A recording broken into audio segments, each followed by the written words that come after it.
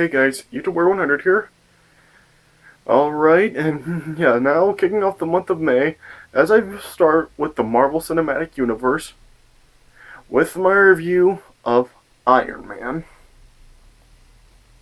So, yeah, this is a really, really good to great movie. Yeah, I would definitely say that this is an effective start to both Iron Man and the Marvel Cinematic Universe. Yeah, I mean, it is a really, really good movie, yeah. Yeah, I really do like the first half of this movie more. Not that I say that I don't like the second half. It's just the second half of the movie I don't think is as well paced as the first half of this. I mean, first half of the movie seemed like it really just goes by really fast, but then like in the second half just seems like it doesn't go by as fast. Kind of like it kind of drags out a little more, but not to say that like takes away from the movie because yeah, it doesn't. The movie is still really really really good. Yeah, yeah, there's not really like that much of Iron Man in this movie, but yeah, uh, a lot of this, yeah, the movie is really more about Tony Stark becoming Iron Man than it is him being Iron Man. Yeah, yeah, he spends most of Tony Stark spends most of this movie just like trying to invent his Iron Man armor and stuff just to make all of his equipment and stuff. And yeah, yeah, that's really what this movie is about. More really just about him like getting to his new life with the reactor in his chest and making his armor. Yeah, the movie is really just like I said. It's more about him just becoming Iron Man than it is him being Iron Man. Yeah, and I do like how it just kind of really builds up to him really becoming Iron Man. I mean, it does it just like it does with Bruce Wayne and Batman Begins. I mean, it just really like it spends the first hour of the movie building up to him becoming Batman. Yeah, and it really happens here too. I mean, it's more than the first hour. I mean, it's like the first 2/3 of the movie is really just him. It's like building up to him becoming Iron Man.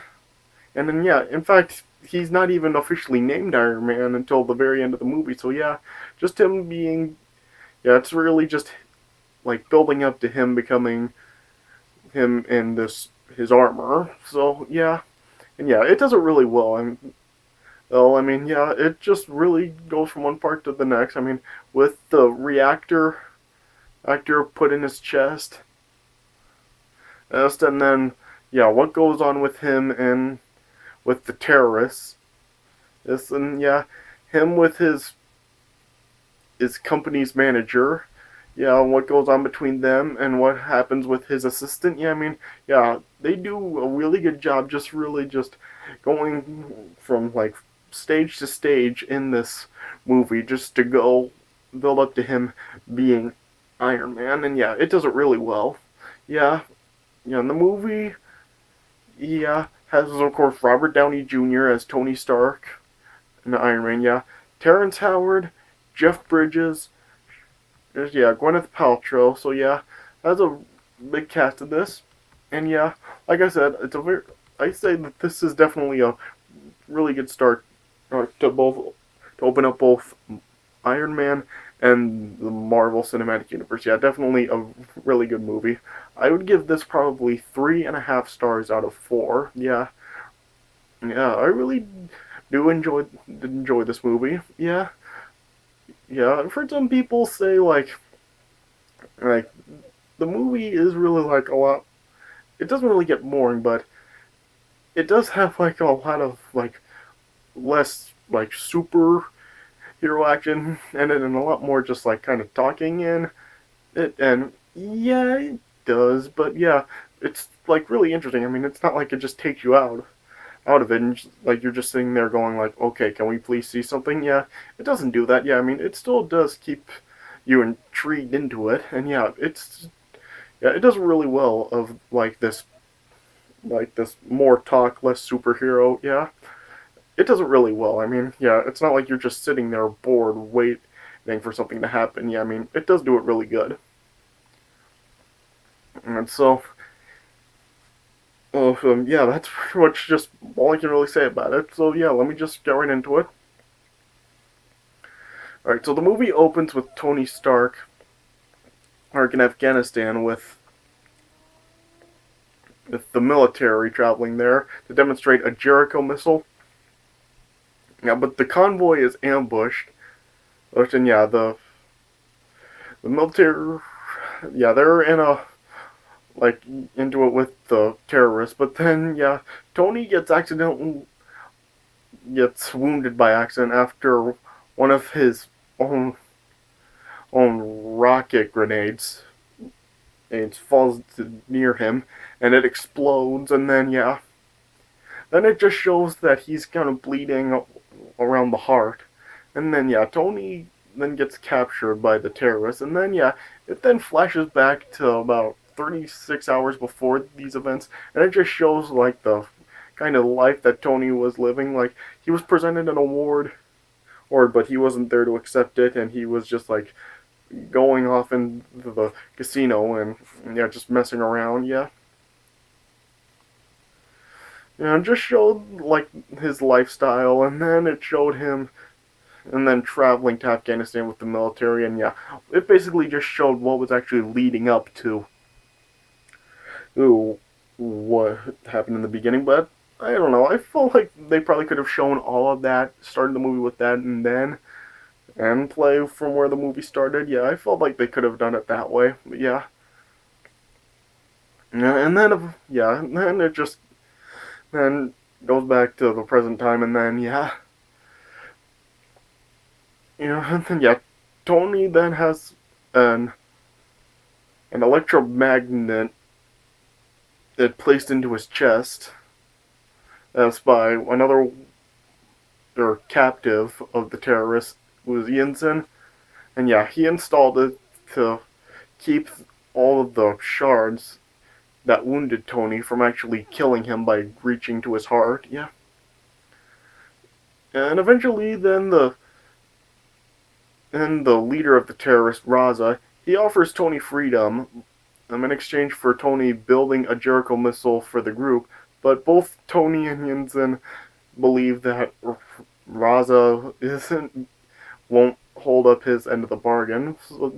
So they're secretly actually building hang up an electric generator that they call an arc reactor to power up Tony's electromagnet in his chest.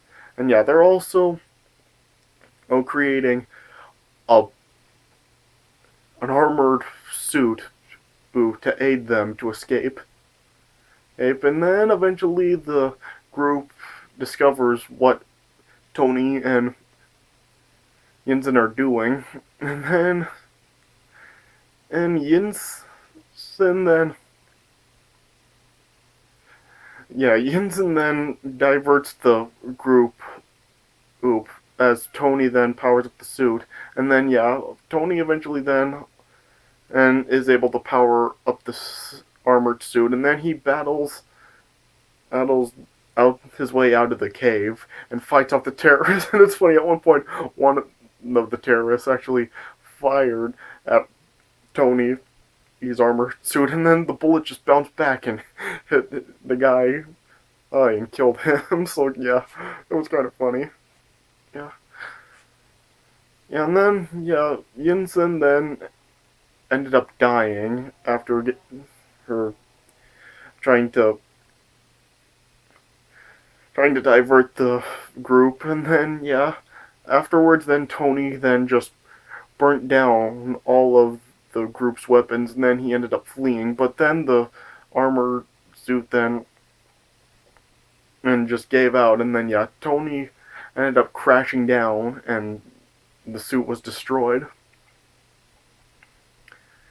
And then and Tony was then rescued by the military lieutenant, and then yeah, he then returns home, and later on he announces that Stark Industries, which is the company that Tony actually inherited from his father, yeah, he Tony announces that the company won't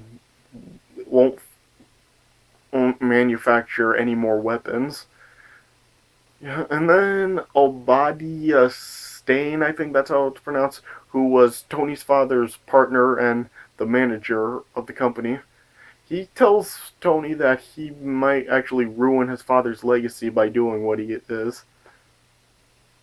And but yeah, Tony is like starting to build an improved version of his armored suit, and he also creates a more powerful reactor into his chest, which he has his assistant Pepper Potts place inside of his chest, and and then she ended up placing his original reactor just into a small showcase, which Tony discovered later.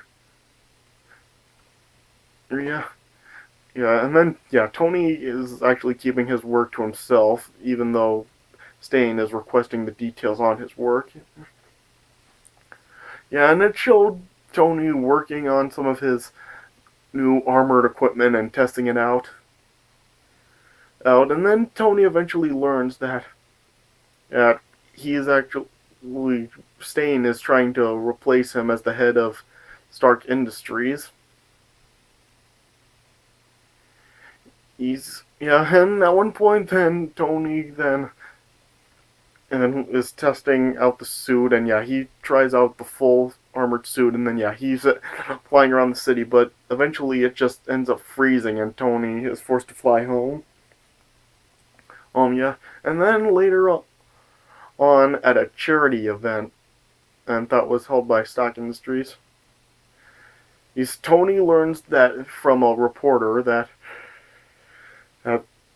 a lot of the company's weapons, including the Jericho, had actually been delivered back to Afghanistan to the terrorist group. And they're being used to attack Yinsen's home village. And then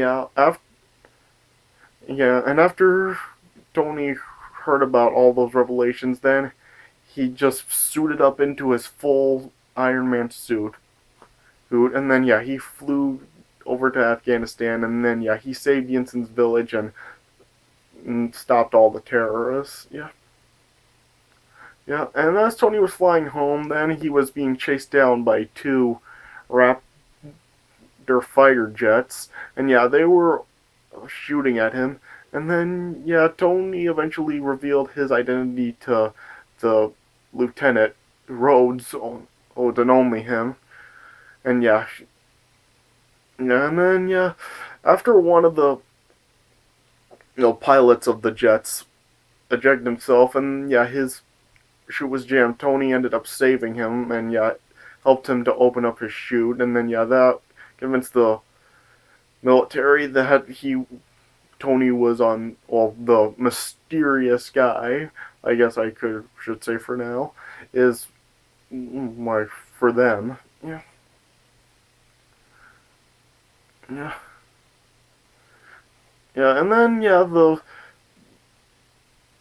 then the group is able to gather all of the pieces of Tony's old prototype suit that was destroyed there.